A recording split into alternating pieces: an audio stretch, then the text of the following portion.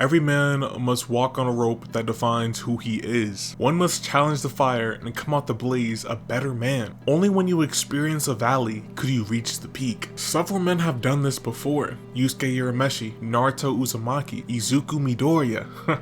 These men challenged their world and took their pain to the chin. These characters are impossible to discredit, impossible to bash. When we look at a character like Mihawk, what is it that makes him so easy to attack? Is he just a bitch? Is he a fraud? I don't know what it is, but one thing I do know is how much of a dickhead Yuta Okkotsuku is. Yuta is a special anime character, where I never liked him, but it's not like I had a reason to not like him. I watched JJK Zero and I thought Yuta was a hoe. I don't know why. Whenever Yuta did anything wrong, I said to myself, classic Yuta. Even now, I believe Yuta can't beat Kenjaku or Hikari in a fight. I sat awake at night asking myself this question: why does Yuta suck? It can't be me who's at fault. I like good things. I'm a fan of The Sopranos and The Shield, for God's sakes. After much deliberation and consideration, I think I have figured out what's wrong with Yuta. First things first, why do we slander characters? I like to think we slander characters to discredit them, meaning we dislike them to a degree, but even then it's still not true. We slender people like Vegeta and Sasuke all the time. They are both super strong and well written and win a decent amount of fights. Vegeta, despite being a super bum and killed in his own arc, got an aura refund check. Sasuke's arc showcases the theme of love and resilience for the people you love, all despite him being an edgy emo femboy twink who barely wins fights. So what makes Yuta so special? Let's actually examine Yuta's character and see if we have any clues there. Yuta as a character is pretty interesting when examining the framework of JJK and how it realigns itself concerning one specific character. Yuta was the original protagonist of the series. When his story arc ended, his role as a protagonist literally ended. It's funny how that works. The story about bonds and love being the gas for human strength was no longer viable in modern day Jujutsu Kaisen. That's what Yuta's story was about though. Yuta realistically is more complex than most people give him credit for. Yuta is a character with a positive change character arc that undergoes feelings of guilt and loss that come with love. After losing Rika, we see Yuta take on more precarious tasks in order to uphold his new loved ones. Yuta's well-defined character moment for the final arc is abandoning his humanity and becoming a monster just to achieve a status quo. Yuta has many thematic parallels and literal parallels to boot his character overall. I find it the most interesting how Yuji's journey parallels Yuta's pretty explicitly. While Yuta's greatest curse was love, Yuji's past is obviously a lot darker. It's pretty funny actually. Yuji wanted to save as many people as he could and die a good death. Yuta's motivation in the main story seems to be literally undefined and more generic. He just wants to make the world a better place to live in. I think a character using their circumstance for ontologically good reasons, despite how thankless or menial it is generally a good thing. So I didn't have much luck looking into Yuta's character for an answer. I think this is ironically because I was looking away from a certain spot, Rika. It has come to my attention that Yuta was going to be on the Epstein files. Yuta right here is burying his chest into his 9-year-old girlfriend. He's a grown-ass man, by the way, who raised this guy. Now, I want to examine the things Yuta does in story and try to figure out an answer. The only reason why Yuta wasn't fried off the face of the map while fighting Geto was because he made a binding vow to give up his life if it meant he could get the power to kill him. Not only did he not kill Geto, this binding vow ended up being cashed in by Rika. So in typical pedophile fashion, Yuta ended up killing his own lover. I cannot believe half of the shit Yuta does, to be honest. While everyone in the Jujutsu schools were fighting against their biggest terrorist organization, headed by the evilest sorcerer in history, he was shaking ass in Africa. When he comes back, look at this nonsense. He is under a binding vow to eliminate Yuji Itadori. He pulls up on Yuji and his slow ass couldn't take him out immediately like he expected. He zips around the car. My guy Yuji can't be caught by that nonsense though. He evades and Yuta's bitch ass says, I could've sworn I cut him. No you didn't, bro. You're a bum. I could've swore I had my wallet. No, bro.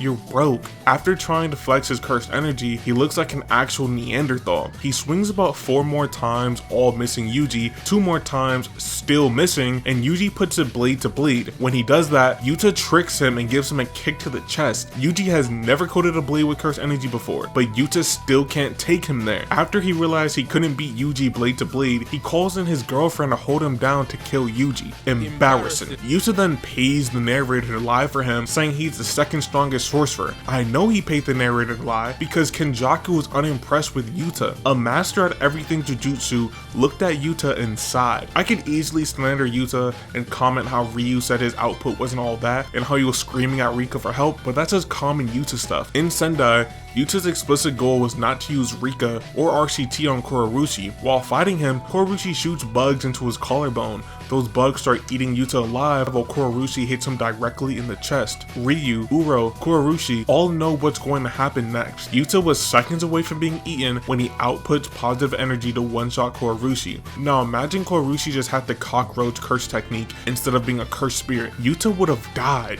probably. Or at the very least, he would have gotten an absurdly easy win. His main conditions set for the battle were not to use what again? Rika and RCT. He ended up going back on that because guess what? He almost got his shit flattened. Yuta gets slapped around by Uro, and instead of boxing, this nigga tries to talk no jutsu. You better take your ass back to Chainsaw Man with that bullshit. Yuta runs up on Ryu and he immediately gets put on the defensive. He says if he doesn't guard well, he could take damage. Hey Yuta, why don't you dodge? You know you don't have to W key, get blasted, then use your water gallon tank ton of curse energy to avoid consequences.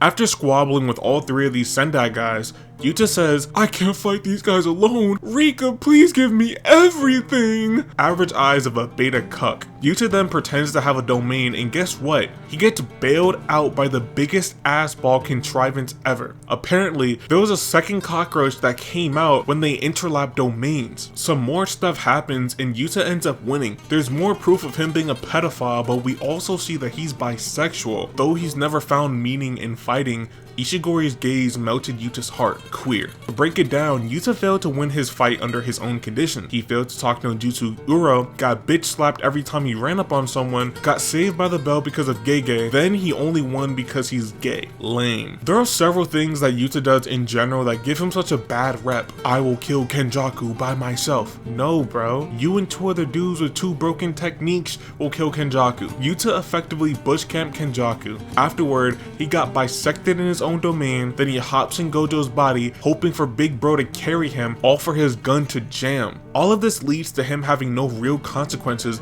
and getting away with everything scot-free. I mean, he also ends up marrying Maki. How do you... I know he can't handle that. He knew she was 16, as if he could ever stop being a pedophile. Never. I just couldn't prove it. He got that idiot Akutami to lie for him. You think this is something? You think this is bad? This fraudulent? He's done worse. That colony, you think a cockroach just happens to be there? No, he orchestrated it. Puta! He pretended to have a domain expansion. And I defended him. And I shouldn't have. I took him under my own agenda. What was I thinking? He'll never change. He'll never change ever since Volume 0. Always the same. Couldn't experience a single consequence. Not our Yuta. Couldn't be precious Yuta. And he gets to be a sorcerer? What a sick joke. I should have slandered him when I had the chance.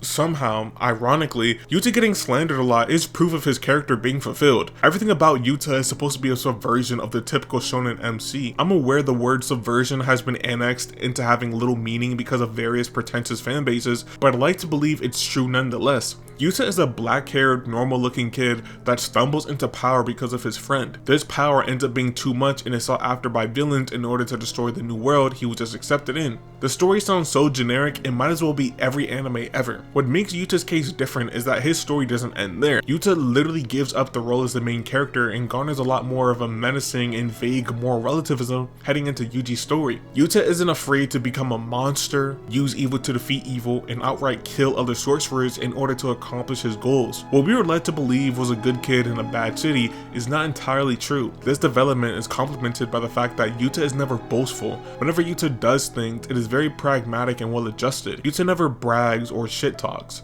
This is in character and supports the whole idea behind his transformation, but we all know shit talking and bragging is ore farming 101. So essentially, we have a character that was gifted a lot of strength, is one of the strongest and well respected sorcerers in his day, but someone who never revels in that strength or shows off like any other character. When a character finishes their character arc and becomes an emotionally mature and kind individual, it is easy to just say, oh, he's a bitch, and move on. I think Yuta is easy to slander because he was written that way. I think the answer of, that's the point, bruv, It's obviously lame as shit, but unfortunately that's just the case. If you look at the ending of The Sopranos and get a "what just happened" empty feeling, then the story did its job. In this case, I feel like Yuta himself is bioengineered to be slandered. Yuta came back in the story and dismantled a Yuji who didn't think he should live at that moment. He did win in Sendai, but even more importantly, he just got lucky after this point. He got lucky with Kenjaku. He got lucky with Gojo's body. He got lucky there was no consequences in the story for these things. Him getting lucky might be weird and a bit bad narratively because we are reading a story,